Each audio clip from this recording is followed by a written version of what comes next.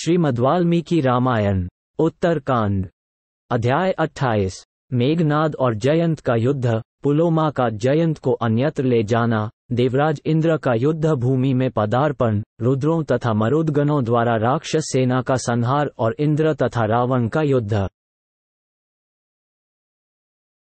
सुमाली मारा गया। वसु ने उसके शरीर को भस्म कर दिया और देवताओं से पीड़ित होकर मेरी सेना भागी जा रही है। ये देख रावण का बलवान पुत्र मेघनाद कुपित हो समस्त राक्षसों को लौटाकर देवताओं से लोहा लेने के लिए स्वयं खड़ा हुआ।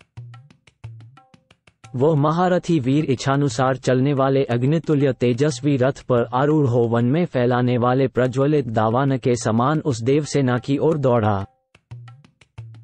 नाना प्रकार के आयुध धारण करके अपनी सेना में प्रवेश करने वाले उस मेघनाद को देखते ही सब देवता संपूर्ण दिशाओं की ओर भाग चले। उस समय युद्ध की इच्छा वाले मेघनाद के सामने कोई भी खड़ा न हो सका। तब भयभीत हुए उन समस्त देवताओं को फटकार कर इंद्र ने उनसे कहा, देवताओं, भय न करो, युद्ध छोड़कर न जाओ और रणक्षेत्र में लौट आओ। यह मेरा पुत्र जयंत, जो कभी किसी से परास्त नहीं हुआ है, युद्ध के लिए जा रहा है। तदनंतर इंद्रपुत्र जयंत देव अद्भुत सजावट से युक्त रथ पर आरूढ़ हो युद्ध के लिए आया। फिर तो सब देवता शचीपुत्र जयंत को चारों ओर से घेर कर युद्धस्थल में आए और रावण के पुत्र पर प्रहार करने लगे। उस समय देवताओं का राक्षसों के साथ और महेंद्र कुमार का रावण पुत्र के साथ उनके बल पराक्रम के अनुरूप युद्ध होने लगा। रावण कुमार मेघनाद जयंत के सारथी मातलिपुत्र गोमुख पर सुवर्णभूषित बाणों की वर्षा करने लगा। शचीपुत्र जयंत ने भी मेघनाद के सारथी को घायल कर दिया। तब कुपित हुए मेघनाद ने जयंत को भी सब ओर से क्षत विक्षत कर दिया। उस समय क्रोध से भरा हुआ बलवान मेघनाद इंद्रपुत्र जयंत को आंखें फाड़ फाड़ कर देखने और बाणों की वर्षा से पीड़ित करने लगा। अत्यंत कुपित हुए रावण कुमार ने देवताओं की सेना पर भी तीखी धार वाले नाना प्रकार के सहस्रों अस्त्र शस्त्र बरसाए। उसने शतर्ग्नि, मूसल, प्रास, गदा, खड्ग और फरसे गिराए तथा बड़े बड़े पर्वत शिखर भी चलाए। शत्रु सेनाओं के संहार में लगे हुए रावण कुमार की माया से उस समय चारों ओर अंधकार छा गया, अतः समस्त लोक व्यथित हो उठे। तब शची कुमार के चारों ओर खड़ी हुई देवताओं की वह सेना बाणों द्वारा पीड़ित हो अनेक प्रकार से अस्वस्थ हो गई। राक्षस और देवता आपस में किसी को पहचान न सके। वे जहां तहां बिखरे हुए चारों ओर चक्कर काटने लगे। अंधकार से आच्छादित होकर वे विवेक शक्ति खो बैठे थे। अतः देवता देवताओं को और राक्षस राक्षसों को ही मारने लगे तथा बहुतेरे योद्धा युद्ध से भाग खड़े हुए। इसी बीच में पराक्रमी वीर दैत्यराज पुलोमा युद्ध में आया और शचीपुत्र जयंत को पकड़कर वहां से दूर हटा ले गया। वो शची का पिता और जयंत का नाना था, अतः अपने दौहित्र को लेकर समुद्र में घुस गया। देवताओं को जब जयंत के गायब होने की बात मालूम हुई, तब उनकी सारी खुशी छिन गई और वे दुखी होकर चारों ओर भागने लगे। उधर अपनी सेनाओं से घिरे हुए रावण कुमार मेघनाद ने अत्यंत कुपित हो देवताओं पर धावा किया और बड़े जोर से गर्जना की। पुत्र लापता हो गया और देवताओं की सेना में भगदड़ मच गई है। ये देखकर देवराज इंद्र ने मातले से कहा, मेरा रथ ले आओ। मातली ने एक सजा सजाया महाभयंकर दिव्य एवं विशाल रथ लाकर उपस्थित कर दिया।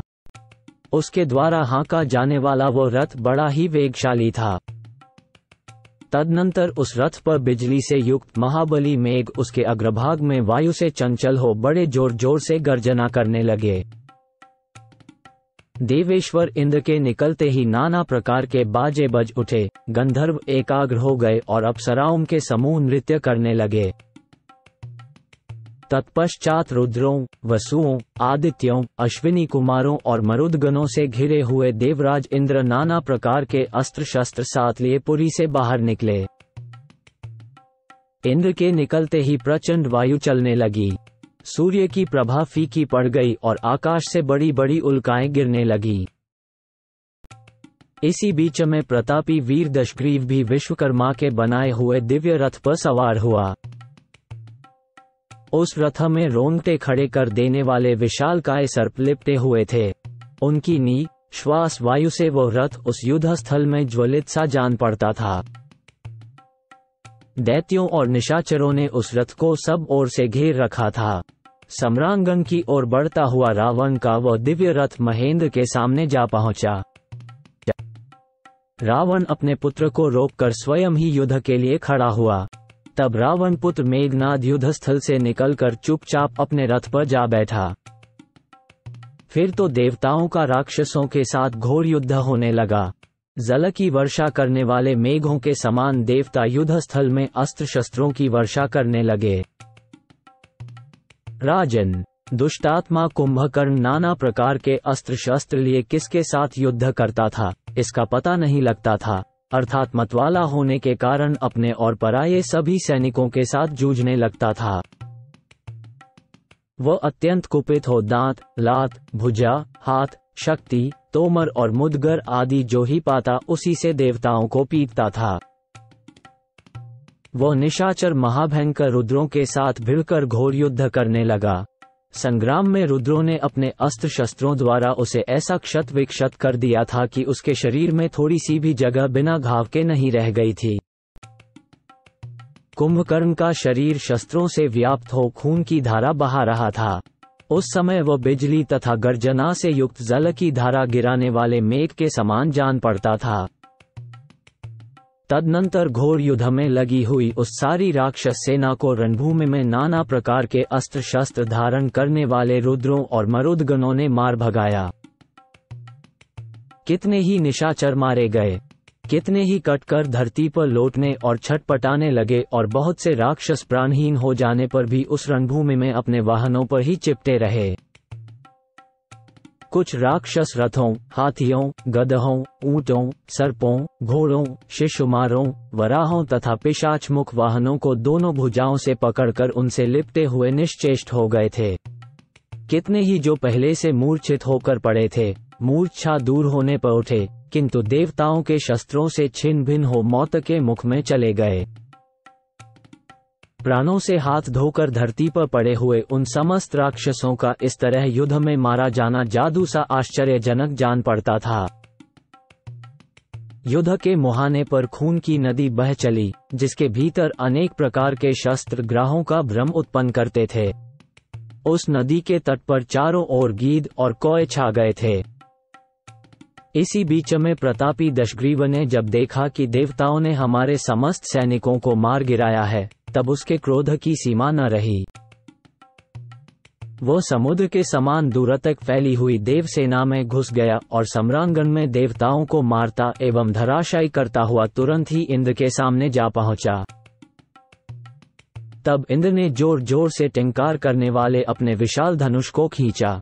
उसकी टिंकार ध्वनि से दसों दिशाएं प्रतिध्वनित हो उठी। उस विशाल धनुष को खींचकर इंद्र ने रावण के मस्तक पर अग्नि और सूर्य के समान तेजस्वी बाण मारे। इसी प्रकार महाबाहु निशाचर दशग्रीव ने भी अपने धनुष से छूटे हुए बाणों की वर्षा से इंद्र को ढक दिया।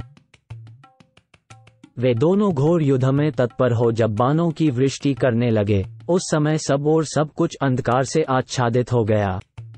किसी को किसी भी वस्तु की पहचान नहीं हो पाती थी।